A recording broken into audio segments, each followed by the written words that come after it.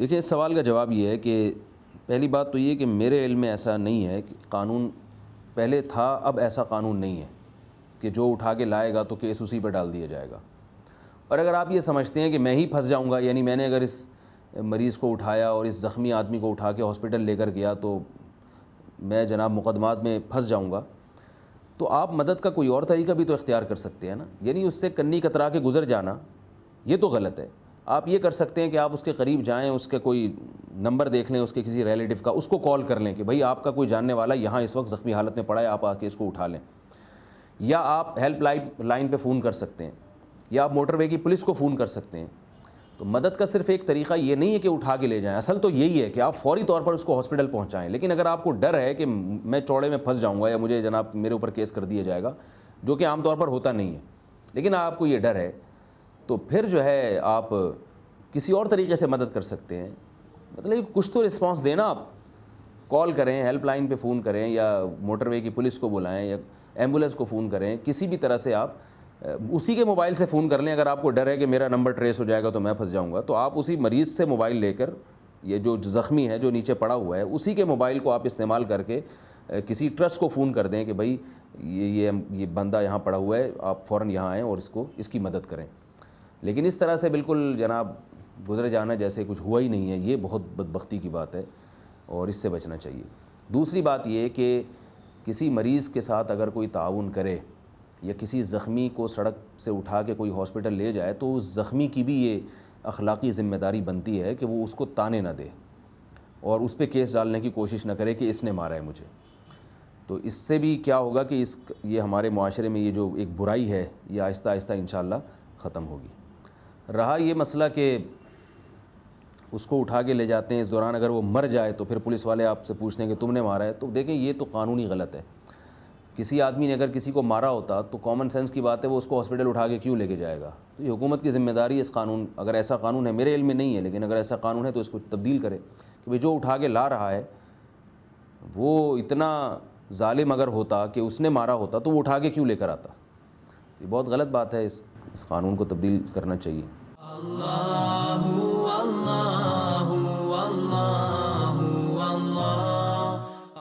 جو آپ کا سوال ہے کہ جو آدمی شراب پیتا ہے وہ 40 دن ایمان سے دور ہو جاتا ہے، تو پھر نماز پڑھنے کا فائدہ کیا جب اس میں ایمان رہتا ہی نہیں ہے؟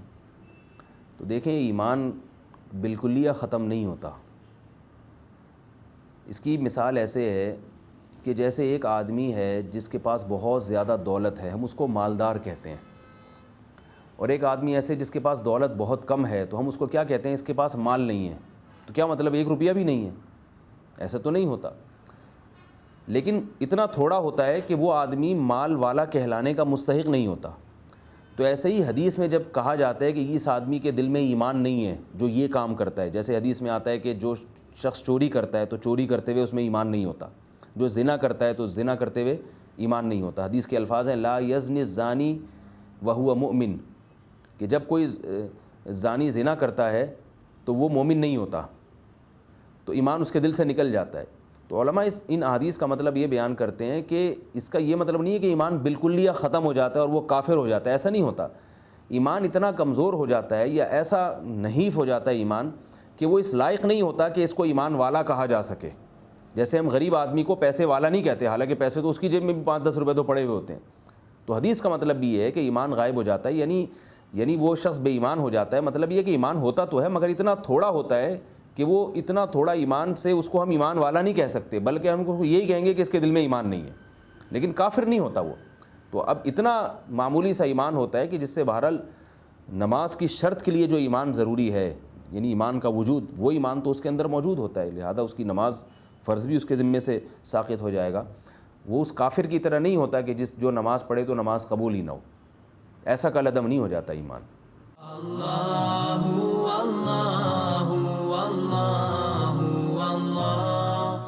حدیث میں آتا ہے رسول اللہ صلی اللہ علیہ وسلم نے فرمایا ان اللہ لا يقبض العلم انتزاعا من صدور العلماء ولكن يقبض العلماء فاذا لم يبق عالم اتخذوا الناس جهالا رؤوسا فضلوا واضلوا فافتوا بغیر علم فضلوا واضلوا او كما قال صلی اللہ علیہ وسلم۔ فرمایا اللہ تعالیٰ علم کو لوگوں کے سینوں سے نہیں اٹھائیں گے، دنیا سے علم ختم نہیں ہوگا، بلکہ علم ختم کرنے کی صورت یہ ہوگی کہ علماء ہی ختم ہونا شروع ہو جائیں گے۔ جب علماء ختم ہو جائیں گے تو لوگ پھر جاہلوں کو اپنا مقتدی اور رہبر بنائیں گے، اور وہ جاہل لوگ جہالت کی بنیاد پہ فتویٰ دیں گے، خود بھی گمراہ ہوں گے اور لوگوں کو بھی گمراہ کریں گے۔ یہ صحیح حدیث ہے رسول اللہ صلی اللہ علیہ وسلم کی، اور قیامت کی علامتوں میں سے ایک علامت کے طور پر یہ چیز بیان کی گئی ہے کہ قرب قیامت میں علم اٹھ جائے گا، اور علم اٹھنے کا طریقہ یہ ہوگا کہ علماء اٹھیں گے، کتابیں نہیں اٹھیں گی، کتابیں رہیں گی لیکن ان کتابوں کو جاننے والے، ان کی حقیقت کو سمجھنے والے علماء ختم ہو جائیں گے۔ تو آپ کا سوال یہ ہے کہ کیا امت مسلمہ میں پھر یہ زوال آنے والا ہے کہ یہ سارے مدارس ختم ہو جائیں گے، سارے علماء ختم ہو جائیں گے؟ تو کیا زوال آنے والا ہے؟ دیکھیں، جب ہم قرب قیامت سے متعلق تمام قسم کی احادیث کو سامنے رکھتے ہیں تو ہمیں یہ پتہ چلتا ہے کہ ایک وقت آئے گا کہ علم کو عروج ملے گا، جو حضرت عیسیٰ علیہ السلام کے دور میں، حضرت امام مہدی کے دور میں، یعنی اسلام کا ایک دفعہ عروج ہونے والا ہے، اور پھر ایک دفعہ دوبارہ تنزل ہوگا جو بالکل آخری تنزل ہوگا، اس کے بعد قیامت ہے۔ اس تنزل میں علم بالکل دنیا سے اٹھ جائے گا، وہ ہوگا وہ وقت کہ علماء بالکل باقی نہیں رہیں گے، اور جب علماء دنیا سے بالکل ختم ہو جائیں گے تو لوگ جاہلوں کو سردار بنائیں گے، لوگ پھر آہستہ آہستہ ان میں جہل، یعنی شریعت کے علوم میں جہل، دنیا کے علوم میں تو بہت ترقی ہونے والی ہے، شریعت کے علوم میں آہستہ آہستہ جہالت پھیلے گی۔ نتیجہ یہ نکلے گا کہ حدیث میں آتا ہے پھر لوگ ایمان سے چلے جائیں گے، اور پھر ایک شخص بھی ایسا نہیں دنیا میں باقی رہے گا جو اللہ اللہ کرنے والا ہو۔ تو یہ وہ وقت ہوگا جب قیامت نازل ہوگی۔ تو حدیث میں آتا ہے جب تک اس دنیا میں اللہ کا نام لیا جا رہا ہے قیامت نہیں واقع ہوگی۔ اللہ اللہ اللہ اللہ۔ دیکھیں، ایک دفعہ جب عورت کو حمل ٹھہر جائے، پریگننٹ ہو جائے وہ، تو اس کا چاہے جان پڑی ہو یا نہ پڑی ہو اس کو گرانا جائز نہیں ہے۔ وجہ اس کی ہے کہ اگرچہ اس میں بھی جان نہیں پڑی ہے مگر وہ ایک ایسی مخلوق ہے جس کو حیات کے لیے اور زندگی کے لیے اللہ نے سیلیکٹ کر لیا ہے۔ کروڑوں جراثیم ہوتے ہیں، کروڑوں اسپرمز ہوتے ہیں جس میں سے ایک کی سلیکشن ہوتی ہے حیات کے لیے، زندگی کے لیے۔ علماء نے اس کی ایک مثال دی ہے، جیسے حرم میں کبوتر یا اس طرح کے جانور ہیں، ان کو ہلاک کرنا جیسے حرام ہے تو کبوتر کے انڈے توڑنا بھی حرام ہے۔ انڈے کیوں؟ کیونکہ وہ ایک ایسا اسپرم ہے جس کو اللہ نے حیات کے لیے، زندگی کے لیے منتخب کر لیا، یعنی وہ بھی ناجائز ہے۔ تو جب ایک حرم میں کبوتر کے انڈوں کا خیال کیا جا رہا ہے کہ وہ انڈے کچھ دنوں میں بچہ بننے والے ہیں، تو ایک انسان، اس کی عظمت تو بہت زیادہ ہے، اور اس کے لیے تو حرم اور غیر حرم یعنی احترام کے لحاظ سے برابر ہیں۔ یعنی حرم میں جیسے انسان کا مارنا حرام ہے، حرم سے باہر بھی حرام ہے۔ وہ الگ بات ہے کہ حرم میں زیادہ بڑا گناہ ہے۔ تو اس کو جب اللہ تعالیٰ نے ایک سلیکٹ کر لیا اور وہ ایک بیضے کی صورت میں رحم میں قرار پکڑ گیا، تو اب یہ ایک ایسی مخلوق ہے جس کو اللہ نے زندگی کے لیے منتخب کر لیا ہے۔ اب اگر آپ اس کو گرائیں گے تو آپ اس سے اس کی حیات کا، یعنی اس سے زندگی کا رائٹ آپ اس سے چھین رہے ہیں۔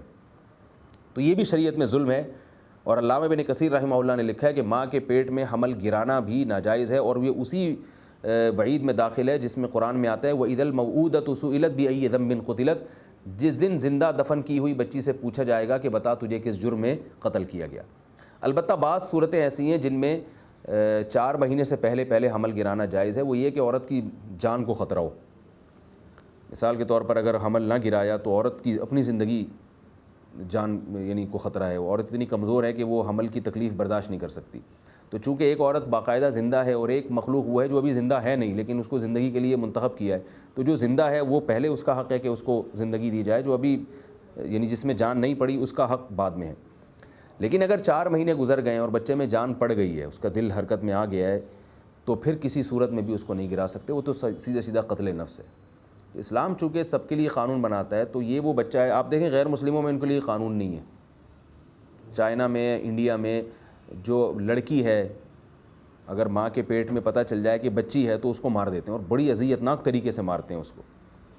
لوگوں نے بتایا ہمیں، ہم نے جب اس کی حالات کی تفصیل یعنی ان واقعات کی تفتیش کی، بھئی کیسے ضائع کرتے ہیں، تو بتایا کہ ماں کو باقاعدہ پتہ چلتا ہے۔ ایک خاتون کا میرے پاس فون آیا کہ میرا 4 مہینے کا حمل تھا، میں نے ضائع کیا، تو مجھے احساس ہو رہا تھا کہ میرا بچہ میرے پیٹ میں تڑپ رہا ہے اور اس کی جان نکل رہی ہے۔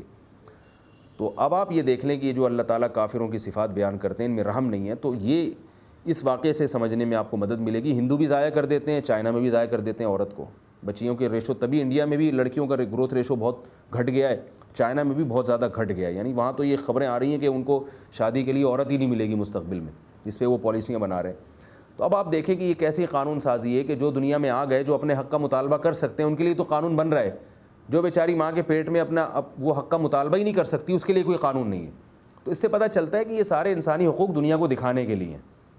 اسلام نے یہ حق دیا ہے کہ بھئی ماں کے پیٹ میں بھی آپ ضائع نہیں کر سکتے ہو، پیدا ہونے کے بعد بھی ضائع نہیں کر سکتے۔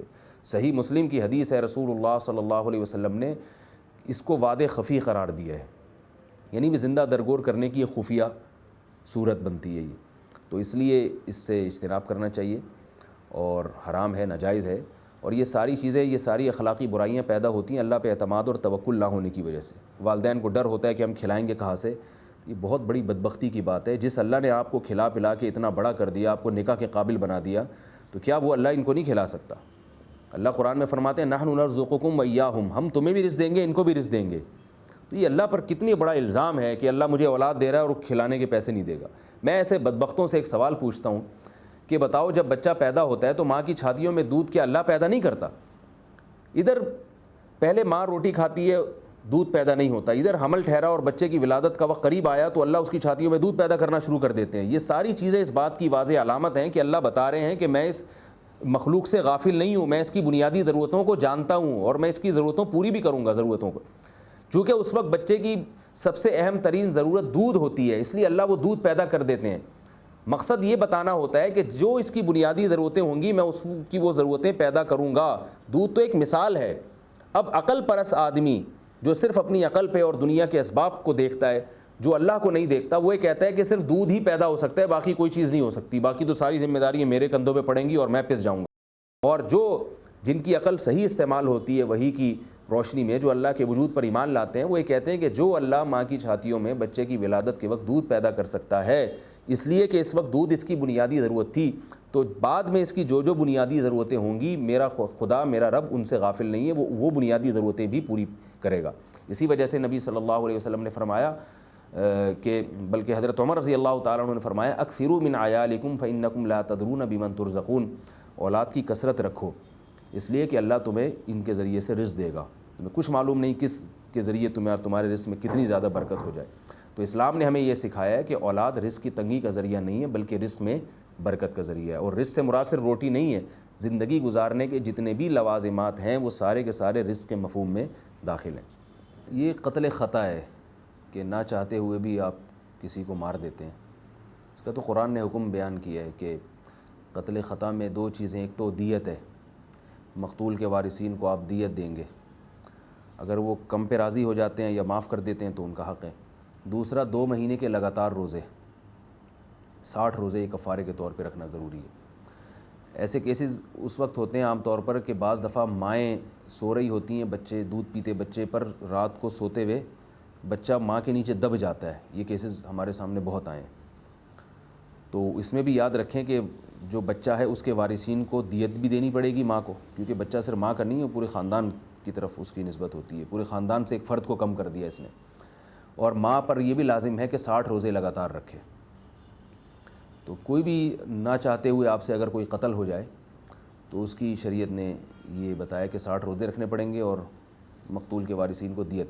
البتہ یہ چونکہ قتل خطا ہے، اس میں دیت صرف قاتل پر نہیں آتی بلکہ قاتل کے عاقلہ پر دیت آتی ہے، اور یہ دیت قسطوں میں دی جاتی ہے۔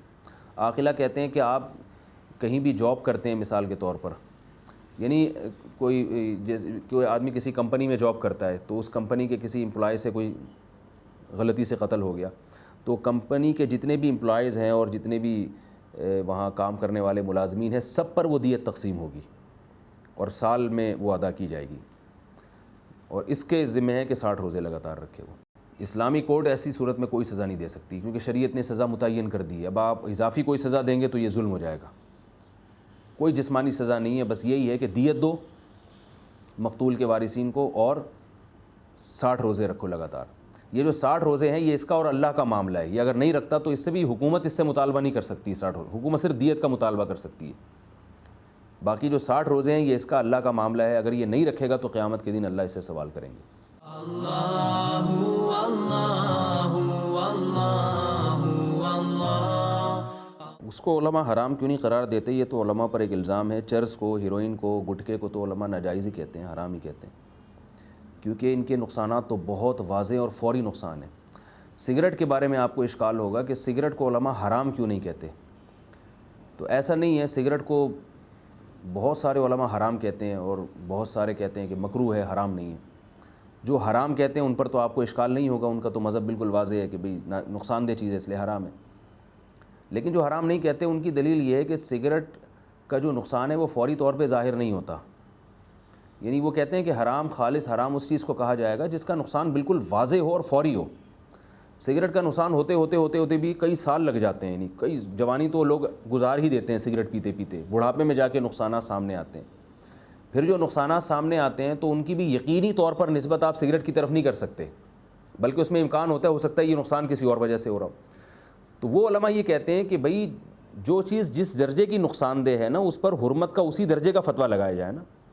ایک ہیروئن ہے، وہ فوراً نقصان ہو رہا ہے اس کا اور بالکل موت ہے، وہ تو ہلاکت ہے، تو آپ اس کو بھی حرام کہہ رہے ہیں. اور ایک سگریٹ ہے جس میں فوری ہلاکت نہیں ہے بلکہ اس کا نقصان ہوتے ٹائم لگ جاتا ہے اور اس نقصان کی نسبت بھی یقینی طور پر سگریٹ کی طرف نہیں ہوتی، اس کو بھی آپ اسی درجے کا حرام کہہ دو جیسے ہیروئن ہے.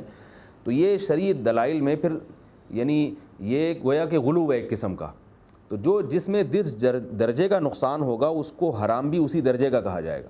تو وہ کہتے ہیں سگریٹ میں چونکہ اس درجے کا نقصان نہیں ہے لہذا سگریٹ کو اس درجے کا حرام نہیں کہا جائے گا بلکہ کم درجے کا حرام. اور کم درجے کے حرام کے لیے ایک ٹرم ہے، ایک اصطلاح ہے مکروہ، ناپسندیدہ، بری چیز. تو یہ ان علماء کی رائے ہے جو حرام نہیں کہتے لیکن وہ بھی مکروہ کہتے ہیں بہرحال کہ ناپسندیدہ چیز ہے. اور بعض علماء ہیں کہ وہ کہتے ہیں نہیں بالکل حرام ہے. تو دونوں رائے ہیں، دونوں رائے علماء کی ہیں، تو اجتہادی اختلاف ہے، ہم دونوں رائے کا احترام کرتے ہیں. گٹکا بھی حرام ہے، اس میں بھی جو علماء گٹکے کو حرام نہیں کہتے ان کو گٹکے کے بارے میں معلومات نہیں ہے پوری طور پر. لیکن گٹکا تو بہت جلدی منہ کے کینسر کا سبب بنتا ہے اور تباہ کر دیتا ہے. تو جو علماء گٹکے کے بارے میں جانتے ہیں کہ وہ اتنا نقصان ہے وہ اس کو ناجائز کہیں گے. اللہ اللہ اللہ اللہ. اس کے بارے میں نبی صلی اللہ علیہ وسلم کی صحیح حدیث ہمارے پاس موجود ہے. آپ صلی اللہ علیہ وسلم نے فرمایا کسی مسلمان کے ذمے بھی کوئی کرنے کا کام ہو، کوئی لین دین ہو، حدیث کا مفہوم ہے، تو اس کے لیے حلال نہیں ہے کہ وہ 3 دن سے زائد ٹائم گزر جائے اور وہ لکھ کے نہ رکھے اس کو. تو پتہ یہ چلا کہ آپ کا کسی سے بھی کوئی لین دین ہے، کوئی آپ کے ذمے نمازیں ہیں، آپ قسم کا کفارہ ہے، یا کسی سے قرض لیا ہوا ہے آپ نے جو آپ نے دینا ہے، یا کوئی معاملات چل رہے ہیں، آپ کو پتہ ہے میں اگر مر گیا تو میرے وارثین کو پتہ ہی نہیں چلے گا یہ رقم کس کی ہے. تو اس قسم کے تمام معاملات میں شریعت نے آپ کو اجازت دی ہے کہ 3 دن تک آپ اس کو ڈیلے کر سکتے ہیں. 3 دن اگر گزر گئے اور آپ نے نہیں لکھا تو آپ گناہ گار ہوں گے. تو اس لیے 3 دن کے اندر وصیت کا لکھنا لازم ہے. پھر علماء یہ بھی کہتے ہیں کہ 3 دن بھی شریعت کی طرف سے ایک گنجائش ہے، کیونکہ موت کا تو کوئی پتہ نہیں ہے، 1 سیکنڈ میں بھی آ سکتی ہے. لیکن پھر بھی شریعت نے ایک اجازت دی. انسان کی بہت ساری مصروفیتیں ہوتی ہیں، بہت سارے کام ہوتے ہیں، تو ہر چیز فوراً وصیت کے طور پہ لکھ لینا یہ ہمارے لیے ممکن نہیں ہوتا. تو اس لیے ہمیں 3 دن کا ٹائم دیا گیا ہے. 3 دن کے اندر عضروِ حدیث اس کو لکھ لینا چاہیے. کہ آپ نے کسی کا کوئی ڈائری گھر میں رکھنی چاہیے، اس میں صرف مالی لین دین ہو. میرا اپنا معمول ہے، میری ایک ڈائری ہے جو میں نے اپنے گھر والوں کو بتائی ہوئی ہے اور ان کو بتایا ہوا ہے کہ میرا جیسے ہی میری موت واقع ہو تو آپ نے فوراً یہ ڈائری کھول کے دیکھنی ہے. اس کو میں روزانہ اپ ڈیٹ کرتا رہتا ہوں، روزانہ سونے سے پہلے اس میں جو پلس کرنا ہے جو مائنس کرنا ہے وہ میں لکھتا رہتا ہوں اس میں. تو جو ڈیٹ کے لحاظ سے سب سے آخری ڈیٹ میں جو پیج آئے گا آپ کے سامنے، جیسے آج ہے 27 مارچ ہے، تو مثال کے طور پر اللہ نہ کرے آج میری موت واقع ہو جاتی ہے تو میرے گھر والے 26 مارچ کی ڈیٹ دیکھیں گے کہ 26 مارچ میں نے کیا لکھا ہوا ہے. تو اس میں لکھ دیتا ہوں کہ بھئی یہ اتنے پیسے اس کو دینے ہیں. اس میں اگر میں نے پیسے جو کچھ دے دیے جو میرے ذمے تھے تو میں لکھ دیتا ہوں مائنس یہ، یعنی اس میں نے گھر والوں کو سمجھا دیا ہے کہ بھئی مائنس اتنی رقم، اس کا مطلب یہ ادا ہو چکی ہے. پھر میرے پاس چونکہ لوگ صدقات و خیرات بھی مجھے دیتے ہیں، لوگوں کو غریبوں کو بانٹنے کے لیے، کچھ زکوٰۃ بھی دیتے ہیں، تو وہ بھی میں نے سارا لکھا ہوا ہوتا ہے کہ اتنی رقم میرے پاس جو بینک میں پڑی ہے وہ زکوٰۃ کی ہے جو فلاں جگہ دینی ہے، اور اتنی رقم جو ہے وہ نفلی صدقہ ہے جو فلاں جگہ دینا ہے، اتنی رقم مسجد کی تعمیر کے لیے. تو یہ سب چیزیں میں الحمدللہ تقریباً روزانہ وہ میں لکھتا رہتا ہوں اس کو، اور گھر والوں کو بتایا ہوئی جیسے ہی. تو انشاءاللہ میرے گھر والوں کو کوئی مسئلہ نہیں ہوگا کہ کس کی رقم کتنی ہے، میری ذاتی کتنی ہے وہ بھی پتہ. لیکن میں روزانہ نہیں دکھاتا، وہ اجازت نہیں ہے کہ آپ روزانہ وہ ڈائری کھول کے دیکھیں. اس میں یہ کہ جب میں مر جاؤں تو آپ فوراً یہ ڈائری کھول کے دیکھیں، اس میں آپ کو پتہ چل جائے گا. تو یہ شریعت کا حکم ہے، اس پر ہم سب کو عمل کرنا چاہیے. جو ان پڑھ ہے وہ زبان سے بتا دیں. ان پڑھ لوگوں کے اتنے مالی لین دین ہوتے بھی نہیں ہیں نا، تو وہ زبان سے بتا دیں، لکھوا لیں. قرآن مجید میں تو ان پڑھ کا بھی اللہ نے حکم دیا ہے. سورہ بقرہ کی جو سب سے طویل ترین آیت ہے اس میں اللہ تعالیٰ نے فرمایا کہ جو آدمی لکھ نہیں سکتا وہ کسی سے لکھوائے. یہ بھی قرآن مجید میں اللہ نے حکم دیا. اور وَلْيَكْتُبْ بَيْنَكُمْ كَاتِبٌ بِالْعَدْلِ، اور کاتب کو چاہیے کہ وہ عدل و انصاف کے ساتھ لکھے. یہ مالی لین دین کے بارے میں اللہ فرما رہے ہیں. تو وصیت تو اس سے بھی زیادہ اہم چیز ہے. بہت بڑا فقدان ہے دیندار طبقے میں، وہ نہیں لکھتے، مر جاتے ہیں، پتہ ہی نہیں چلتا گھر والوں کو کس کے پیسے کتنے ہیں، ڈراز میں جو پیسے رکھے ہیں، بینک میں پیسے رکھے ہیں، پیسے کتنے رکھے ہیں یہی نہیں پتہ ہوتا. یہ تو بہت بڑا، پھر جھگڑے ہوتے ہیں، لڑائیاں ہوتی ہیں. میرے پاس تو کیسز آتے ہیں لوگوں کے، لوگ بتاتے ہیں کہ والد صاحب کا انتقال ہو گیا، یہی نہیں پتہ چل رہا کہ یہ مکان کس کا ہے. نام تو والدہ کے کروا دیا تھا، لیکن کیا صرف ایک ڈاکومنٹیشن کی حد تک کروایا تھا یا واقعتاً یہ والدہ کو گفٹ کر دیا تھا، کچھ پتہ ہی نہیں. اب اولادیں لڑ رہی ہیں، وہ کہہ رہی اس میں وراثت دو، اور وہ ماں کہہ رہی ہے میرے ہے میں وراثت نہیں دوں گی. بھائیوں میں لڑائی. کاروبار ایک بیٹے کے نام کر دیا، یہ ڈکلیئر نہیں کیا کہ یہ میں بیٹے کو کاروبار واقعتاً دے رہا ہوں، یہ صرف کاغذی حد تک. اب وہ بھائیوں میں لڑائیاں ہو رہی ہیں. تو یہ میت کو اس کا عذاب ہوتا ہے قبر میں. یہ کیوں اس طرح کے کام کر کے گئی ہے میت کہ وہ اس کے وارثین میں لڑائیاں ہو رہی ہیں، جھگڑے ہو رہے ہیں. تو یہ ساری کی ساری باتیں آپ کو ریٹن فارم میں لانا ضروری ہیں، شرعاً آپ کی ذمہ داری ہے. میں تو اب کیا کہتا ہوں کہ بھئی گوگل ڈرائیو پہ ڈال دو اور اپنے خاص چاہنے والے کو اس کا پاسورڈ دے دو کہ بھئی جیسے ہی میں مر جاؤں تو یہ پاسورڈ ہے، اس گوگل ڈرائیو میں یہ چیزیں، یہ وصیت نامے، یہ اہم چیز ہے. اگر آپ چاہتے ہو کہ نہیں یہ میرے راز سارے فاش ہو جائیں گے تو آپ سے ایک سمپل ڈائری میں اپنی کچھ چیزیں لکھ لیں. اللہ اللہ اللہ اللہ. نہیں، اگر بیوی کے نام مکان کیا ہے تو جب تک اس کی تصریح نہ کرے کہ میں نے یہ صرف نام نہیں کیا بلکہ اس کو گفٹ میں اور اس کو ہینڈ اوور بھی نہ کر دے. ہینڈ اوور کا مطلب یہ ہوتا ہے کہ اس مکان میں سارا سامان نکالے، خود بھی نکل جائے اور بیوی موجود ہو اور کہے کہ یہ تمہارا مکان ہے، تمہارے قبضے میں دے دیا میں نے. اس وقت تک بیوی کے نام، یعنی ظاہری کاغذ کے لحاظ سے تو ہو جائے گا مگر وہ شرعی طور پر بیوی کی ملکیت میں نہیں آئے گا. جب بھی آپ کسی کو کوئی چیز گفٹ دیتے ہیں تو اس میں یاد رکھیے قبضہ دینا ضروری ہے. تو اور اگر آپ اس ٹینشن سے بچنا چاہتے ہیں کون سامان نکالے گا اور کون یہ سب کچھ کرے گا، تو پھر مکان سامان سمیت ہدیہ دیں. کیونکہ جب تک اس مکان میں آپ کا سامان رہے گا تو مکان پر آپ کا قبضہ سمجھا جائے گا. آپ جس مکان میں آپ کا سامان ہے تو یہ سمجھا جاتا ہے یہ مکان آپ کے قبضے میں. تو آپ وہ سامان بھی دے دیں وائف کو اور وہ گھر بھی دے دیں، اور پھر یہ بات کھلے عام بتا دیں کہ یہ میں نے اس کو گفٹ دے دیا ہے، صرف کاغذ میں نام نہیں کروایا میں نے، اس کے باقاعدہ گفٹ دے دیا ہے. تو پھر اس میں وراثت جاری نہیں ہوگی. لیکن اگر صرف کاغذ کی حد تک آپ نے مکان اپنی وائف کے نام کر دیا اور یہ بات ڈکلیئر نہیں کی واضح طور پر آپ نے، تو پھر وہ اس میں وراثت جاری ہوگی. اور یہ پھر بعد میں بڑے جھگڑے ہوتے ہیں، لوگ اس کو مانتے نہیں ہیں.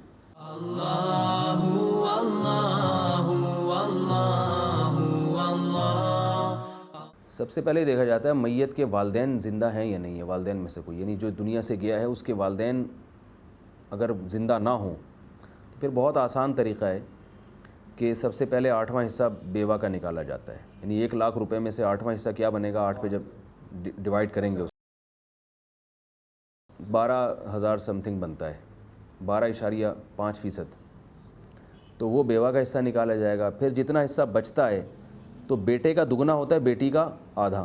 تو اس کا طریقہ یہ ہے کہ ایک بیٹے کو 2 بیٹیاں فرض کر لیا جائے. یعنی مثال کے طور پر آپ نے جو صورت بتائی اس میں 3 بیٹے ہیں 3 بیٹیاں ہیں، تو 3 بیٹے کو ڈبل کریں گے تو وہ 6 بن جائیں گی. تو 6 یہ افراد ہو گئے اور 3 بیٹیاں، تو 6 اور 3 9. تو ہم نے اب آسانی ہمیں یہ ہو گئی کہ والدہ کا حصہ یعنی بیوہ کا حصہ نکالنے کے بعد جو بچ رہا ہے ہم نے اس کو 9 حصوں میں ڈیوائڈ کر دینا. یعنی 9 سے ڈیوائڈ کریں گے تو ہمارے پاس بیٹی کا حصہ نکل آئے گا، اسی کو ڈبل کریں گے تو بیٹے کا حصہ نکل آئے گا. تو ایک سمپل طریقہ ہے وراثت کی تقسیم. بیویاں زیادہ ہوں تو وہ 8واں حصہ ساری بیویوں میں ڈیوائڈ ہوگا. یعنی وہی 12.5% جو ہے وہی ملے گا ان کو، لیکن وہ ہر بیوی کا حصہ کم ہو جائے گا اس میں. جیسے کسی کے بیٹا ایک ہو تو اس کا حصہ زیادہ ہوتا ہے، زیادہ بیٹے ہوں گے تو وہ زیادہ میں ڈیوائڈ ہو کے ایک کا حصہ کم ہوتا چلا جائے گا. تو ایسا ہو. اللہ اللہ اللہ.